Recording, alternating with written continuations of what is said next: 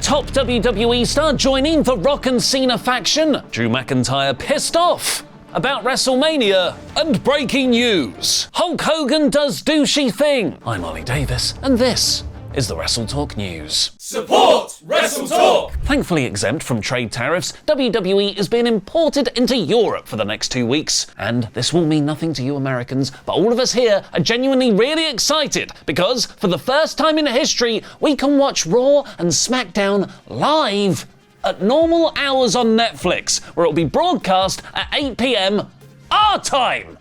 Not your time, our time! The tour begins with tonight's episode of SmackDown in Barcelona, Spain. A city of immense culture and culinary delights. Paella, patron peppers, jamón ibérico, and, of course, the McExtreme Double Bacon Burger with large fries. Braun Strowman has posted his McDonald's receipt on his Instagram stories upon landing in Barcelona, which lists 9 McNuggets, 1 Big Mac, 1 aforementioned McExtreme Double Bacon Burger, 1 Double Chicken Mayo Burger, 1 large fries, and 4 McPop Balls, with the caption, "I can't help myself, it's so good out of the USA." Once full of Spanish meat, Strowman apparently then went to a local indie show called Lucha Rebellion, along with Kevin Owens and Carmelo Hayes, where the Spanish indie wrestler A-Kid, who hasn't been heard from in years, made a surprise appearance, who is most definitely not the unmasked NXT Tag Team Champion Axiom. Following SmackDown in Barcelona tonight, the bigger show will be Raw in Brussels on Monday, where Cody Rhodes and John Cena will be under the same roof for the first time since Cena's shocking heel turn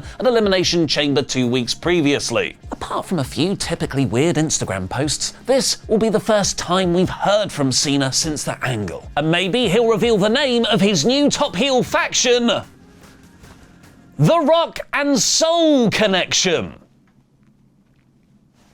Just let that sit there for a moment for it to soak in with you all. It's pretty crap. With Cody turning down The Rock, it was Cena who pledged his soul to rock the final Dwayne Johnson at Elimination Chamber. Grammy Award-winning musical artist Travis Scott was also there. WrestleVote is reporting that the Rock and Soul name, if you didn't get it, is a play on The Rock's old tag team with Mick Foley, which was called the Rock and Sock Connection, because of Mankind's Mr. Socko finisher. That name is tongue-in-cheek, part rhyme, and part because of Foley's dude love of the disco era. The Rock and Soul Connection, however, lacks any of that. It doesn't rhyme and does not tonally work with their far more serious act. Thankfully, The Rock's head writer Brian Gewitz has responded to that report on Twitter saying, "Your sources are drunk." What would you call The Rock, Cena and Grammy Award-winning musical artist Travis Scott's new heel faction? Let me know in the comments down below because I'll be replying to people from out of nowhere saying the Hollywood Balds. That came from one of our super chatters on the Raw review, and it's too perfect not to use. But maybe in a couple of months, it'll be called the Rock and Sword Connection. Drew McIntyre has an interesting relationship with The Rock. While Drew was Vince McMahon's chosen one back in the late noughties, The Rock was also a supporter of him behind the scenes. Shortly after Drew returned to the main WWE roster in 2018, The Rock was asked in an interview who he thinks is the next big thing. And he replied, Personally, I like Drew McIntyre. I think he's got a great look, a great build, and especially as he continues to hone in on his craft and connect with the audience, which is always the most important thing. Then, when Drew re-signed with WWE last year, The Rock made a gushing video post on Instagram where he surprised him with a Scottish Claymore sword as a gift. Man of my word, as you're a man of yours. Congratulations, Drew McIntyre, on signing your new WWE deal. As we talked about after your WrestleMania match, I know this Scottish Claymore represents everything that you, your family, and your country embody. Alba-Gubraf. As you know, I wanted to personally hand-deliver this gift to you at your meeting with Nick Khan, but I had warm cheat meals and chilled tequila waiting for me. Congrats again, brother, and cheers to hunger, passion, climbing that mountain, and always entertaining our fans. Now, in an interview with Adam's Apple, the person who first asked The Rock about Drew being the next big thing 6 years beforehand, Drew has said, Shouldn't think it all started, The Rock, seeing those positive words that you captured, 2018, we're re-signing last year, knowing where the company was going to go, The Rock had sent that sword, he's always been on my side. I got a chance to talk with them just at Elimination Chamber there, and there's a few things on the horizon that are going to be pretty big once they become. Is it outside WWE? This isn't the first time Drew has teased working on something with The Rock. Speaking about the Netflix debut episode of Raw back in January, McIntyre told Daily Mail UK, "I got to ask a little favour, and he's working on that for me." There was a brief flurry the night before Elimination Chamber where betting odds suddenly shifted from Cena winning to Drew McIntyre. It was such a big swing that the gambling company BetOnline removed the match from their website because if Drew, with his very long odds, won, that would have lost them a lot of money. Cena, of course, ended up winning that match. But the sudden McIntyre surge was interesting, particularly with the reports that Drew was moved from Raw to SmackDown earlier this year to do a program with Cody Rhodes after WrestleMania. A lot has changed since then, or it was always the plan, depending on who you ask. But it might be a good idea to elevate McIntyre into the top heel faction with Cena, The Rock, and Grammy Award-winning musical artist Travis Scott. He's the only full-time wrestler that could be there every week to carry feuds, and it would make up for his disappointing current WrestleMania plans. Because also in that Adam's Apple interview, Drew said, About that match compared to the other matches you had before WrestleMania.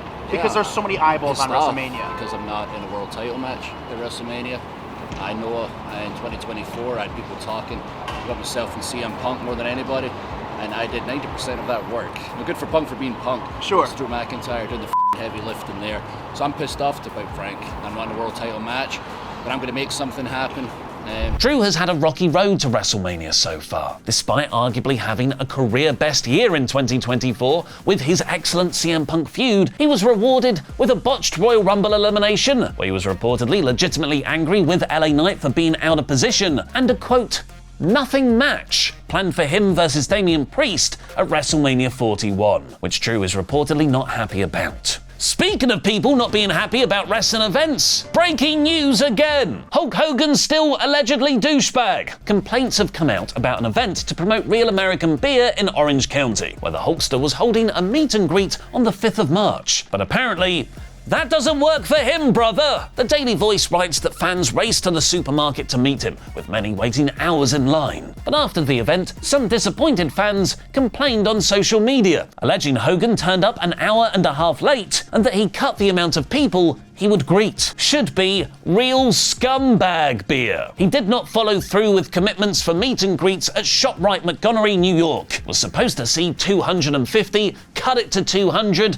I was 100. He left building in middle of meet and greet. This was third line I stood on. Stood on line for 4 hours yesterday. Was cut off. Started line at 10 a.m. today for an hour. Was cut off. Finally now made it to number 190 after he was an hour and a half late.